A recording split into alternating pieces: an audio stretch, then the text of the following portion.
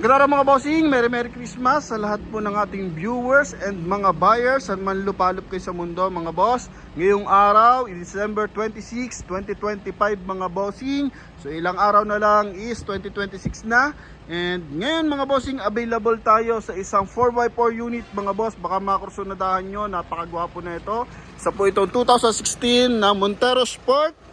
Mitsubishi Montero Sport GT variant mga bossing. Naka-leather ang upuan, naka-sunroof, naka-paddle shift, naka-wood accent. Mileage nito 64,322 km with kasa record to mga bossing. Naka-R20 na all-terrain tires mga boss ha. Ikutan lang natin ang bahagya mga bossing. Kulay silver yung ating unit mga boss. Okay, price natin dito 975,000. Kaya sa lahat ng interesado, panoodin nyo yung ating full review mga bossing ha. Okay, maraming salamat sa mga sumusuporta sa atin mapa Facebook and mapa YouTube mga bossing. Okay, so eto na mga boss. Check lang natin kung ilan ang available natin susi dyan. Ano? Ito yung kanyang service record mga bossing. Yan. So dito muna tayo sa ating front area. Napakagwapo mga boss. In-upgrade na rin yung kanyang turn signal mga boss. Kapag naka-off yan is daytime running light mga boss ha. So dito muna tayo. Front area natin mga bossing, coding is ending 6 mga boss. Wednesday to. Yan, projector headlight, buo yung ating projector headlight, tsaka yung kanyang fog light mga bossing. Naka chrome. Okay, magkabilaan naka chrome. Meron din siyang dito sensor mga boss para kung may mga sumisingit na hindi nakikita ng driver, so nade-detect ng ating unit mga boss. So magkabilaan yan. Okay, then buong stepboard mga bossing ha. Metallic silver to. R20 yung ating mags mga boss. Tapos tires natin is series 2023. Naka all terrain na yan mga boss. All disc brake. Then dito naman sa pangilalim natin is naka na yan mga bossing. Naka skid plate. Yan mga boss. Sa hood natin wala naman siya mga dent mga boss. All goods naman to mga bossing ha. Okay, napakakinis. So dito tayo sa ating side mga boss. Buo ang ating stepboard mga bossing. May chrome line sa kanyang window panel, naka-keyless entry, tapos meron siya roof rail mga boss. May signal light sa kanyang side mirror, chrome din yung ating side mirror cover. So check natin yung kanyang interior. So dito naman sa kanyang power seat mga boss, equip pa yan mga bossing. Then maayos pa yung kanyang mga leather mga boss. Dito lang may stretch mark mga boss pero wala naman siyang punit. Okay, yan din sa kabila naman, wala naman siya masyadong stretch mark and wala din siyang punit mga boss. Napakaayos ng kanyang armrest. Yan, pasok tayo mga bossing. Mileage natin, eto, 64,322 km. So yun nga pala sa nanood ng vlog natin sa Toyota Camry. So wala pa yun sa YouTube. So i-review natin siya by few days mga boss, i-review natin.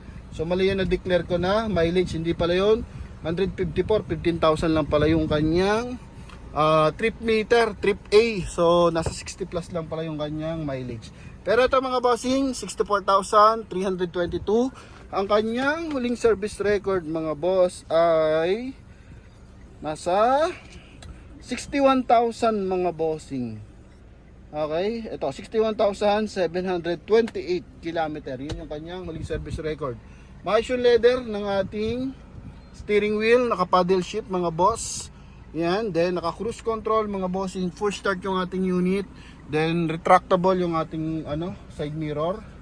Okay, then sa side mirror niyan mga boss, mapapansin mo, meron din yan blind spot assist. So umiilaw yan once na may mga sumisingit-singit or hindi man yan umiilaw, dito yan nagre-reflect sa ating meter cluster. Naka 2D na audio system mga boss. May offline navigation, automatic climate control. I think 9-speed automatic transmission to mga bossing ha. Then airbag sa side, sa dashboard, airbag sa side mga boss. Tapos ito yung ating sunroof. Okay, yan mga bossing. So makikita nyo yan, isa GT variant lang mga bossing. I think sa premium meron din, pero 4x2 lang yon. So ito is 4x4. Okay, then dito mga boss. Yan, sun visor with mirror. May kasama na rin dashcam, di natin tanggalin yan. Tapos rear view mirror natin, may auto adjust to kapag yung mga bubundot sa atin is naka LED.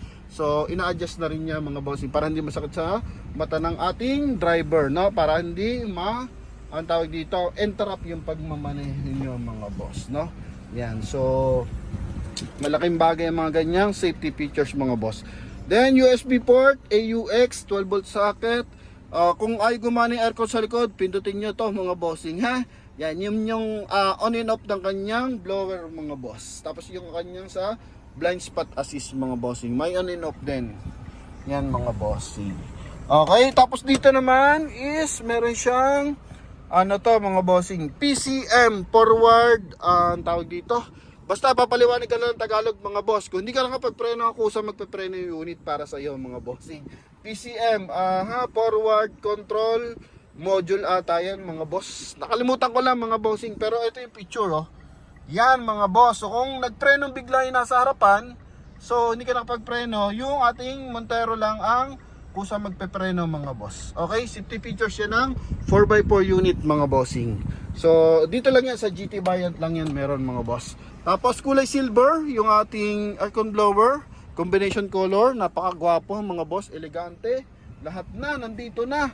Pati yung kanyang hand grip mga bossing, leather, napakaayos mga boss, chrome na door opener mga bossing. So punta tayo sa ating second row. Maayos naman yung kanyang mga power seat oh, mga boss. All goods naman mga bossing ha. Optional 4x4 natin mga boss. Ito no, yan 2 high, 4 high, 4 low mga bossing. Okay, tapos same time naka-electronic parking assist na rin tayo. Ganda ng wood accent mga boss, no? Yan. So meron tayo kasing isang ganito noong nakaraan, kulay black. So pare yung bumili sa atin no, hindi niya pina-vlog kasi nga kanya na raw yun. Talaga namang magbimisa daw kasi siya is sa mga bulubundukin mga boss. Okay, kaya yun, napunta kay Father yun. So congrats and thank you sa ating pare na nagtiwala sa atin mga boss. Taillight natin buo, naka-LED yan mga bossing, magkabilaan, tapos may reverse parking camera, 4 na reverse parking sensor. Ito yung kanyang emblem ng 4-wheel drive at saka GT mga boss. Ito yung likod niyan mga bossing. Sa likuran parang hindi to na uupuan. Tapos full markings pa yan mga boss. Kita niyo yung kulay pink tsaka kulay green mga boss. Yan. So talaga may markings pa. And sa ceiling, goods na goods mga boss. Kulay green yung ating ceiling. Then lahat may hand grip, lahat ng kanyang side. Tapos may aircon, ventilation. Yan mga boss. Okay. Maayos yung mga hydraulic assist yan mga bossing ha. Dito lang, akala ko basag, hindi pala basag mga boss. Goods pala. Parang dito kasi titingin mo oh. Yan. So para may angulo. Angulo po mga boss. Okay, dito may konti, dumi lang naman mga boss pala. Ito, dumi lang pala yung mga bossing. Hindi pala siya crack mga boss. Okay? Ha? All this brake mga bossing. Makapal pa ang gulong, 80% red light pa yan mga boss. May mga gas-gas lang ng bahagya. Ito, ganyan. Normal sa second hand. Check natin yung window. All goods. Bango sa loob mga bossing. Ha? Leather dito sa likuran para hindi na upuan mga boss. Lalo na sa third row. Tint natin naka 3M mga bossing. Makina na ito 2.5 liters na diesel engine. Power seat sa kabilang side. All goods. Yun talaga namang meri na meri to. Napakaganda mga bossing. Check natin syempre engine bay. Dito may konti lang mga boss. Angat lang ng konti. Pero all goods naman. Tsaka discoloration ng bahagya. Yan. Then the rest, pasok tayo sa loob. Patayin natin yung kanyang hazard mga bossing para at least makita natin yung kanyang daytime running light. Sa mga paddle mga boss, napakakapal pa ng paddle niya no. Di ba? Walang kapud-pud-pud mga bossing. Yun, luwabas na yung LED lights niya mga bossing. So naghahanap dyan ng 4x4. Eto na. Okay, hood natin mga boss, ito all goods. Walang punit yung mga panel mga boss ha. Magkabila ang side dyan. Walang tagas. Yan importante, dapat walang tagas mga boss. Then naka Motolite XL yung ating baterya, turbo diesel to mga boss. Okay, so sa lahat na nakaka-interest para dito sa ating Montero Sport na 2016 model mga boss, available. Yan, natanggal lang yung rubber. Balik natin. Okay, so available yan mga bossing ha. Tawag lang agad mga boss. Rubber ng hood yan mga boss para hindi pumapalo yung hood, so walang ingay. Eto. Yan. Ay, umadjust lang mga boss. Tutulak natin to pag ganun. Yun oh. Yan oh, mga boss. Tulak lang natin yan mga boss. Dito sa video. Ayan, palaman pala siya sa loob. Okay, ito oh. Yan mga boss. Yun mga bossing, no? So ayan, sa mga nagkaka-interest dito mga bossing, napakagwapo niyan, 2016 model na Montero Sport GT variant mga boss. Thank you and salamat sa suporta mga bossing. Bye bye.